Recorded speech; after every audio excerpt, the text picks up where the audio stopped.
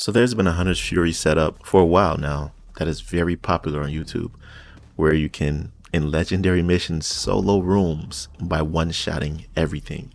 Well, I've decided to take this a few steps further by providing a method that allows you to play up close and personal if you want, or from a distance, both methods being extremely powerful in their own right. I believe that this way is superior, by the way, but you know, when it comes to builds, they're all subjective. But this might be so good that it can transform that mentality into objectivity. You decide after you see the build and let me know. Anyways, if you enjoy builds from DPS all the way to skill, also guides, gameplay, and insightful discussions, then this is the place for you. So drop a like and subscribe if you're new. Now let's dive into this.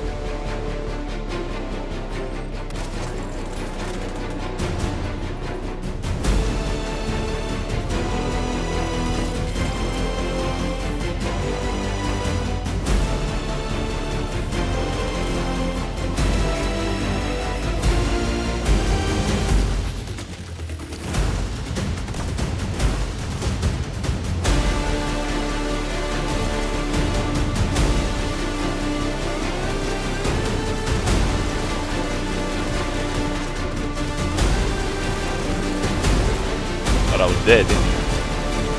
Thought I died, didn't you?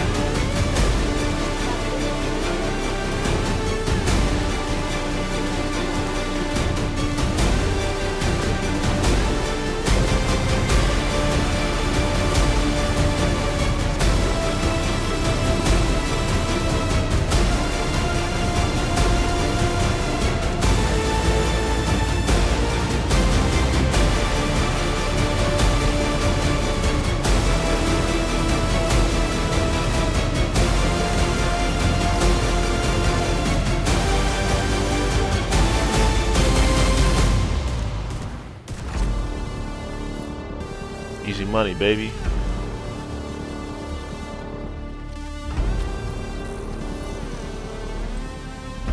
So, this basically gives you the ability to fight from a distance with a sniper, and when they get close, you pull out the shotgun. And the shotgun is special in this build. Let me just break it down for you, okay? Because there's no need prolonging this anymore.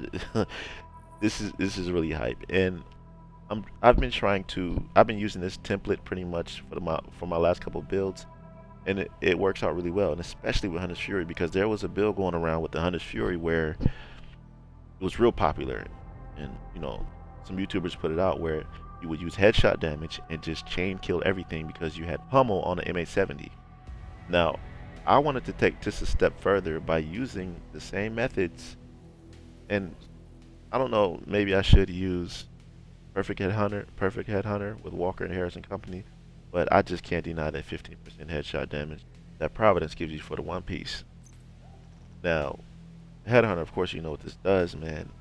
It allows you to chain kill because when you get a headshot, next headshot within 30 seconds deals an additional 125% of that killing blow's damage. So, legendary, that's why this is so strong. But this is what I added to this. People said that they wanted to use an M870, and I tried it, right? I have one right here, custom M870 with damage to targets out of cover. I preferably would want headshot damage, but it's cool. I had pummel on it. I even tried it with perfect pummel. I think it's in my stash, but perfect pummel. The name shotgun, I forgot what it's called. But when I wasn't playing and I thought about how I should really run this, I said, let me go with the mop, because the mop gives you just for its name attribute is armor on kill 10%. Now Hunter's Fury for the 4-piece gives you what, 20% armor on kill and 100% health on kill. So basically I'm getting 30% armor on kill every time I kill somebody, and that's why you saw me basically coming back to life every time I would kill that last enemy when my health was real low. It's a lifesaver, and it's really strong, and it carries a lot of survivability with it. Now, it's not really much detail in this build description, but let me just briefly go through it, okay? The Douglas and Harding name mask construct that gives you that 20% headshot damage. Now, I got almost 300% headshot damage on my Mantis. And the Mantis, as you know, I was talking about it before, is the GOAT, man. I prefer this over the Nemesis, mainly because this deals extra damage to enemies who aren't looking at you. So it's called in plain sight. Headshot and weak point damage against enemies not targeting you is amplified by 50%. Now this is perfect because I use it with the decoy. And whenever you drop out the decoy, what does it do? It provides a distraction, so they automatically look away from you, giving you the opportunity to capitalize on that extra 50% damage that you can deal. And every time you get a headshot kill with a Mantis, it refreshes your decoy. So you have infinite decoys no matter what your skill tiers are. So you can have a DPS build and just have infinite decoys if you're efficient with this. Now, the only caveat to this build is that you have to be efficient with the headshots, and it's not as punishing as the other Hunter's Fury builds that I would see, because you have the mop, and when you get those kills, it gives you an insane amount of armor on kill, right? So I just think this is a really good setup. So let me show you how the stats look, and we could wrap this up. So I rolled headshot damage on every piece. Only thing I have rolled to armor is the Douglas and Harding, and it came with skill damage, but it doesn't matter because the main thing that I'm worried about is headshot damage here, right? All of the pieces that can have mods in it have headshot damage mods. This one is 9.8. It would be nice if it was 10, but it's all good. Knee pads, headshot damage. Gloves, headshot damage. Like I said, it's not really that complicated. And Hunter's Fury for this is really strong. I'm not using the chest piece. Chest piece, Hunter's Fury talent gives you increased, what, damn it, I can't remember what. Comment below if you could remember what the Hunter's Fury exclusive talent for the chest piece gives you. But I know the backpack gives you overwhelming force, which increases the radius of the disorient on Apex Predator. Now, Apex Predator is what gives you that damage, like, you know, within 15 meters they receive a debuff, and it amplifies your weapon damage by 20%. This build is insanely strong.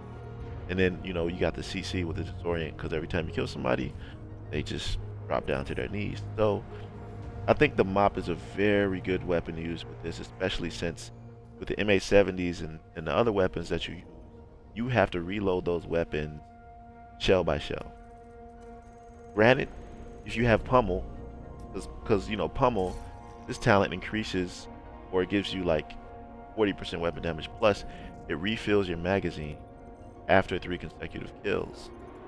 But you know, I'm not trying to wait for that every time. Like if you notice, it has seven shots in the magazine, and then you can reload like that, just like you reload an AR or something. You get right back into the fight, you know. It's pretty nice. But I'm not going to go through this whole legendary. I just wanted to show you that it works, and you can sit back and chill and snipe. It'll be the perfect sniper build for group play if you want to do it that way. But other than that, I'll catch you on my next video. Let me know what you think about this down in the comments below. I'm glad I was able to show this to you. I've been sitting on it for a while. I finally got it. Oh, let me show you the stats before I leave. On the Mantis, you got 285% headshot damage. Crit is low, but that doesn't matter for this build. And for the mop, 185% headshot damage. And then you got the 12% armor damage because of the armor that all shotguns come with for their attributes. But I'll catch you in the next one, fam. Be right out.